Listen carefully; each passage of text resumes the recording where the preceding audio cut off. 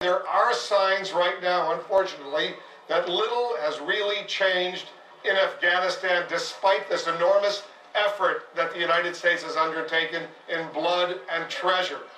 CNN's Nick Payton-Walsh is joining us now from Kabul. He has a truly chilling story that underscores what's going on there. Nick, tell us what you're seeing.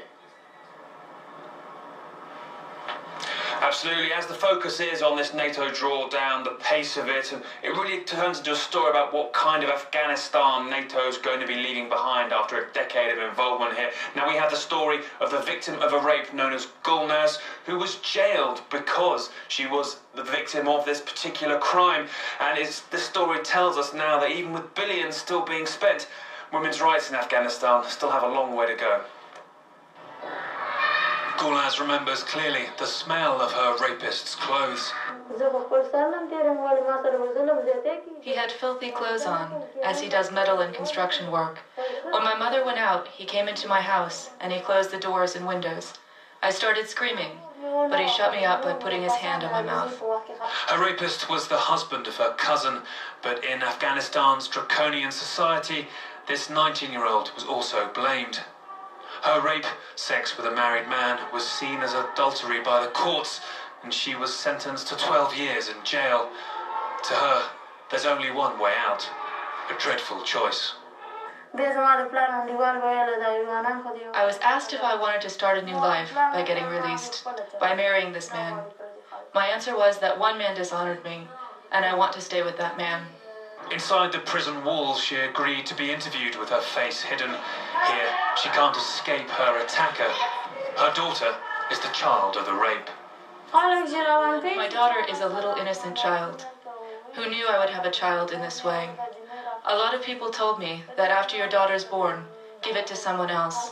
But my aunt told me to keep her as proof of my innocence. In Afghanistan, a rape victim's ordeal often simply begins with the physical attack. Then there's isolation from society. In Gulnaz's case, the possibility she may have to marry her attacker, and then the risk she could be killed because of the shame of her ordeal. We spoke to her convicted rapist in jail, who didn't want to be shown on camera and denied raping her. He said Gulnaz would definitely be killed on release, but by her own family out of shame. Because of how Afghan justice has treated Gulnaz, she's taken the extraordinary step of speaking out about her attack. But even that has brought her problems. She spoke openly, her face uncovered, in a documentary about women's rights, paid for by the European Union. But the EU blocked its release, saying it would endanger her. Yet the documentary makers say the EU blocked it also because they don't want to make the Afghan justice system look bad. The EU ambassador said it was his call. What I'm concerned about the situation of the women, about the security and well-being, that's of paramount importance. That's a key criteria according to which I, as a representative of the European Union, will judge. But now rape victim Gulnaz has been judged an adulterer. Her only possible escape, marriage to her rapist. Something she says she'll accept so her child can continue to have a mother. Terrifyingly, the safest place for Gulnaz right now, given the threats swirling around her, might in fact be jail. In her interview, she did appeal directly to Afghan President Hamid Karzai to intervene, and it's that kind of intervention that might secure her release without having to marry her attacker. And then, of course, she would need some kind of sanctuary or asylum to secure her safety. Wolf? Hamid Karzai should clearly do the right thing, given all that the United States and the international community has done for him and for the people of Afghanistan. But Nick, here's the question. Does a case like this mean there's nothing more the United States, the international community can do after a decade of intervention?